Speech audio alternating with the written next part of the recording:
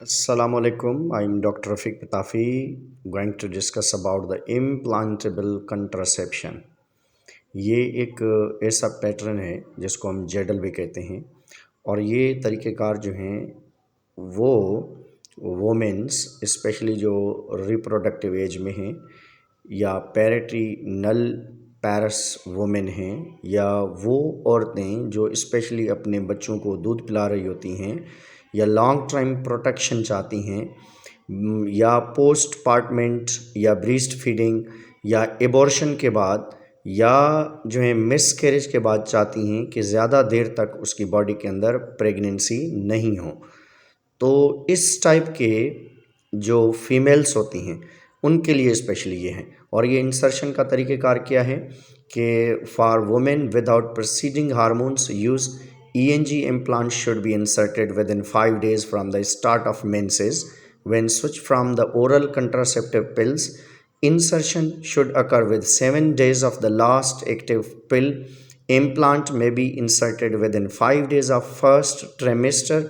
Abortion के बाद जो है इसको इम्प्लांट भी किया जा सकता है। इम्प्लांटेशन स्पेशली आर्म के अंदर स्किन के नीचे जो है ये रखा जाता है। इसमें आप देख सकते हैं लोकेशन ऑफ इंसर्शन कैसे होनी चाहिए, स्किन में होनी चाहिए। एप्लीकेटर जो है एक मशीन होती है, उसकी मदद से हम इंसर्ट करते हैं। नीडल इंसर्शन भी होती है इसके अंदर। डिपॉजिशन ऑफ इम्प्लांट बॉडी के अंदर स्पेशली किया जाता है और ये स्किन के नीचे बिल्कुल पैरेलल आप कहें या स्मूथली उसके अंदर जो है इंसर्ट किया जाता है। इसको स्किन के नीचे जो टिश्यूज़ हैं, फैट टिश्यूज़, उसके अंदर इंसर्ट नहीं करना क्योंकि ये डीप हो जाते हैं तो फिर इसको रिमूव करना थोड़ा सा मुश्किल होता है। आगे हम इसका जो है पैटर्न देखते हैं कि किस तरीके से ये प्रैक्टिकल पैटर्न है, मेथडोलॉजी है।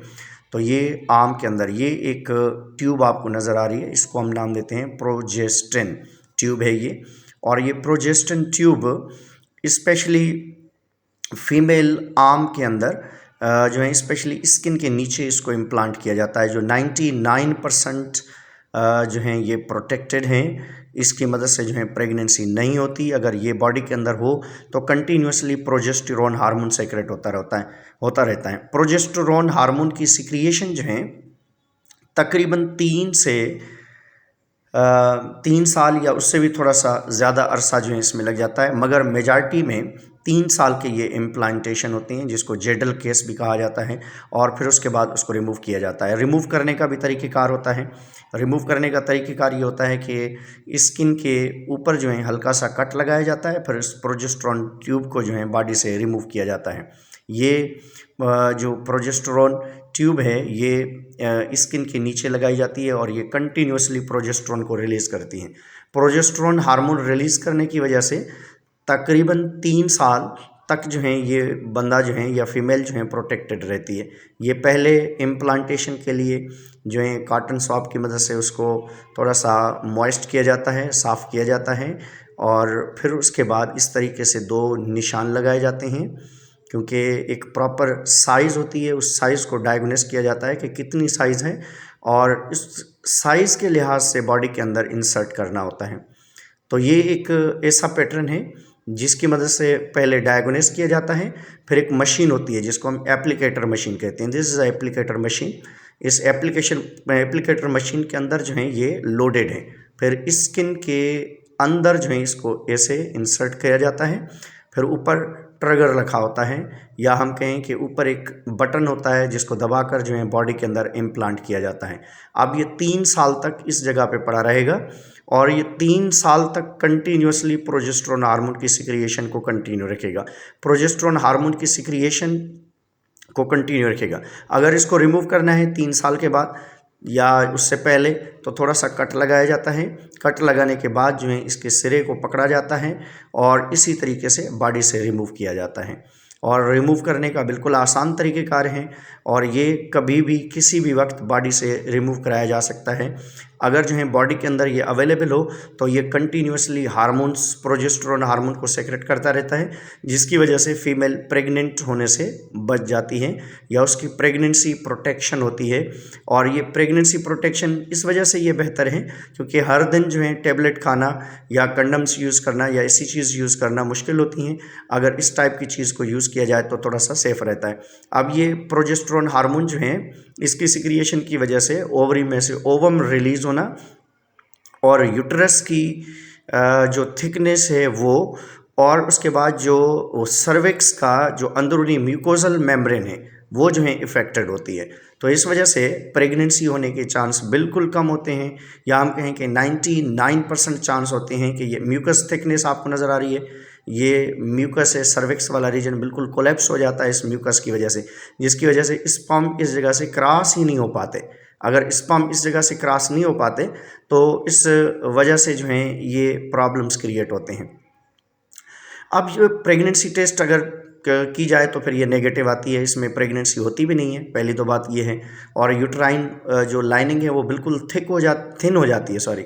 थिन होने की वजह से क्या होता है कि जो फर्टिलाइज्ड अगर ओवम है, पहले तो होता नहीं है, अगर फर्टिलाइज्ड हो भी जाए तो ये फीमेल बॉडी के एंडोमेट्रियम के अंदर प्रॉपरली एडजस्ट नहीं हो पाता, जिसकी वजह से ये सर्विक्स की हल्की सी ओपनिंग की वजह से ये बॉडी से क्रॉस हो जाता है, रिमूव आउट हो जाता है। अगर खुदा न खास्ता प्रॉब्लम हो जाए या जो है बॉडी के अंदर इन्फ्लेमेशन हो जाए तो उस इन्फ्लेमेटरी मैकेनिज्म करने के लिए, इन्फ्लेमेशन का मतलब ये होता है कि फीमेल बॉडी के अंदर कभी कभार जो है यूट्राइन इन्फ्लेमेशन हो जाती है, और कभी कभार जो है ओविडक्ट के अंदर प्रॉब्लम हो जाता है, सर्विक्स के अंदर प्रॉब्लम हो जाता है।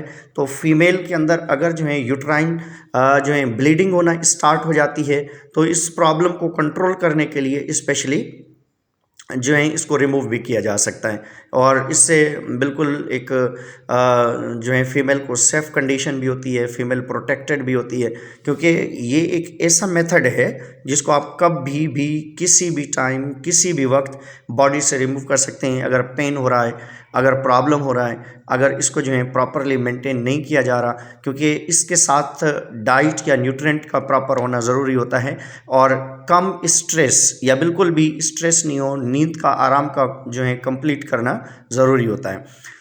अब इसके जो हैं एडवांटेजेस और डिसएडवांटेजेस भी हैं। तो नॉर्मली कंट्रासेप्टिव जो हैं इसके बेनिफिट्स होते हैं। इसके बेनिफिट्स क्या हैं? ये हाईली इफ़ेक्टिव है, पहले तो रैपिड इफ़ेक्टिव है, 72 आवर्स के अंदर ये काम करता है। लॉन्ग टर्म मेथड है, 3 साल तक ये प्रोटेक्शन है। पेल्विक एग्जामिनेशन नॉट रिक्वायर्ड नहीं होती, does not interfere with the intercourse. और उसके बाद जो है डिफरेंट डिसएडवांटेजेस क्या हैं कि वेजिनल ब्लीडिंग हो सकती है, और इर्रेगुलर मेंसेस हो सकते हैं, और टाइम से पहले या थोड़ा बाद में जो है प्रॉब्लम्स क्रिएट, और वेट गेन हो सकता है, इचनी हो सकती है, फ्लूइड रिटेंशन हो सकती है, हेडक हो सकता है, ब्रीस्ट ट्रेडनेस हो सकती है, हेयर जो है लॉस हो सकती हैं, मूड चेंज हो सकता है, एब्डोमिनल पेन हो सकता है, और डिफरेंट अदर HIV या अदर प्रॉब्लम होते हैं। इसके साइड इफ़ेक्ट जो मेन साइड इफ़ेक्ट हैं, ब्रीस्ट पेन हो सकता है, वेट गेन हो सकता है, हेडेक हो सकता है, और नाजिया हो सकती है या नौसिया वाली condition. Thank you very much.